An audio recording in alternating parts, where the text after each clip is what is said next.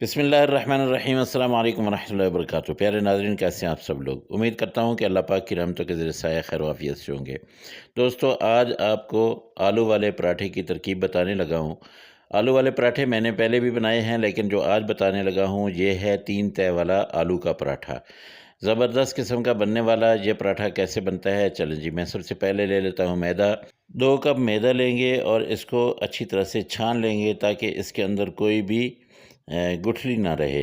ये बिल्कुल आपने इसको छानना है, क्योंकि अक्सर मैदे के अंदर जो है छोटी-छोटी गुठलियाँ सी होती हैं, तो छानने से ये होगा कि ये बिल्कुल ऐसे गुठलियाँ निकल जाएँगी और बिल्कुल प्लेन मैदा हमारे पास रह जाएगा। इसमें नमक डालूँगा मैं आधा चम्मच और इसके साथ घी डालूँगा मैं 1 चम्मच। घी आपने डालना है, इसमें आपने ऑयल नहीं डालना है। इसको हम मिक्स करेंगे, बहुत अच्छी तरह से मिक्स करने के बाद फिर हम थोड़ा-थोड़ा इसमें पानी डालेंगे और इसको आटे को गूँध लेंगे। आटे को गूँध लेने के बाद हमने इसको थोड़ी देर के लिए रख छोड़ना है, 15 से 20 मिनट के लिए हम साइड पे रखते हैं। और यहाँ पे ले लेते हैं 2 आलू और इनको उबाल के, इनको ठंडा करके, इनका छिलका उतार के अब मैं इसको कर लेता हूँ ग्रेट। और बिल्कुल इसी तरह आपने करना है। आलू को जो है वो मैश नहीं करना है, ऐसे इसके पीसेस रहने देने हैं, ठीक है? इसको ग्रेट करना है। तो अब आलू के साथ मैं एक प्याज भी ले लेता हूँ। प्याज जो है ये दरमियाने साइज़ का है, इसको भी मैं आलू के अंदर ही इसको मैं कद्दूकस कर लेता हूँ। और इसके साथ-साथ मैं यहाँ पे ले लेता हूँ सब्ज़ मसाले। सब्ज़ मसालों में आपने क्या-क्या लेना है, इसमें आपने धनिया लेना है, सब्ज़ धनिया और सब्ज़ मिर्चें लेनी हैं। इसके साथ आपने सब्ज़ पुदीना ले लेना है। इसको आप तकरीबन 2-2 चम्मच जो है ये बिल्कुल बारीक-बारीक आपने करके ये भी इसमें डाल देने हैं। दड़ा मिर्च पाउडर जो है ये आप डाल दें इसमें आधा चम्मच या 1 चम्मच भर के आप डाल दीजिएगा। बाकी दूसरी मिर्चें और हल्दी वगैरह नहीं जाएँगी इसमें। इसके अंदर थोड़ा-सा आप नमक डाल लें आपकी ज़रूरत के मुताबिक। 1 चम्मच फुल अगर आप डालना चाहते हैं तो ठीक है, वरना आप जो है इसमें आधा चम्मच डाल के इसको अच्छी तरह से मिक्स कर लें ताकि ये ऐसे कबाब बन जाएँ। अब आपने इनके शामी जैसे कबाब बनाने हैं, लेकिन बड़े साइज़ के बनाने हैं, छोटे साइज़ के नहीं बनाने हैं। इनको आपने साइज़ थोड़ा-सा बड़ा रखना है। वो जो हमने पराठा बनाना है उसके अंदर हमने ये रखने हैं। तो ये सारे के सारे मैं बना लूँ, फिर मैं आपको बताता हूँ कि पराठा हमने कैसे बनाना है। ये पराठा 3 तह वाला होगा, 2 तह वाला नहीं होगा। ये देखिए, ये सारे के सारे मैंने अलग कर लिए। अब यहाँ पे मैंने ये 2 पेड़े बना लिए हैं, जो हमारे पास आटा था उसके 2 पेड़े बन गए हैं। अब मैं 2 रोटियाँ बनाता हूँ, लेकिन रोटी जो है उसको मैंने गोल नहीं बनाना है, इसको लंबा-लंबा बनाना है, लंबा करके बनाना है, ठीक है?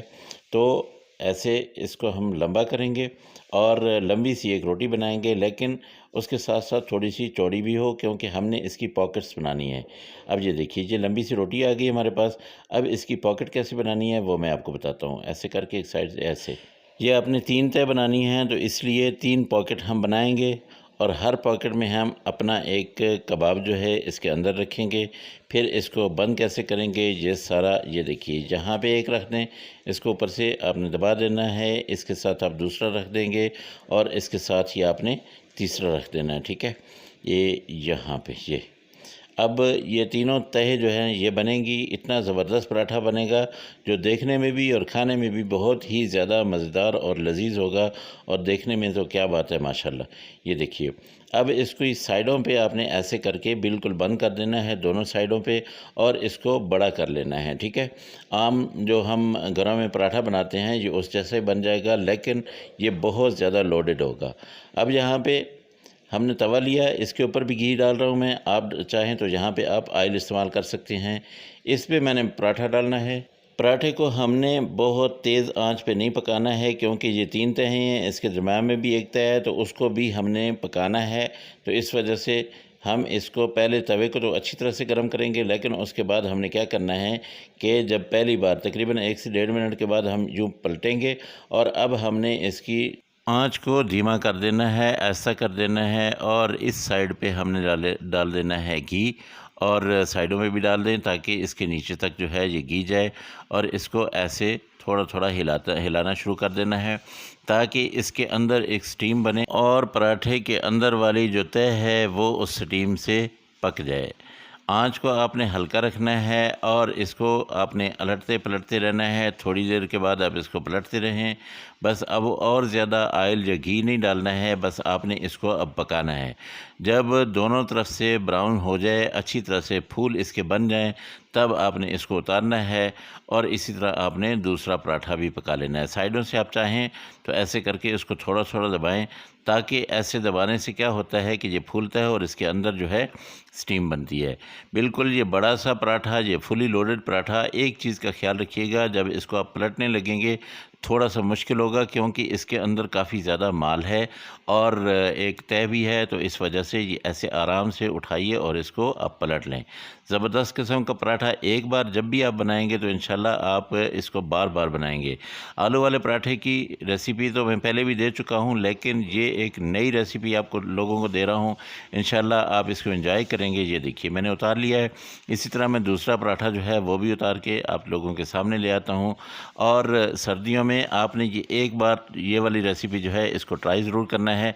उसके बाद फिर आप ख़ुद ब खुद ही जो है इसको बनाना शुरू कर देंगे।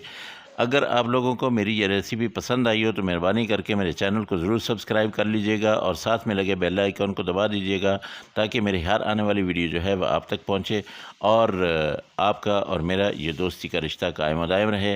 रेसिपी बिल्कुल तैयार हो गई है। अगली रेसिपी तक मुझे इजाज़त दें। आप लोग एंजॉय करें। अल्लाह पाक आप सबको अपनी फ़मान में रखे। अल्लाह हाफ़िज़। अस्सलामु अलैकुम व रहमतुल्लाहि व बरकातुहू।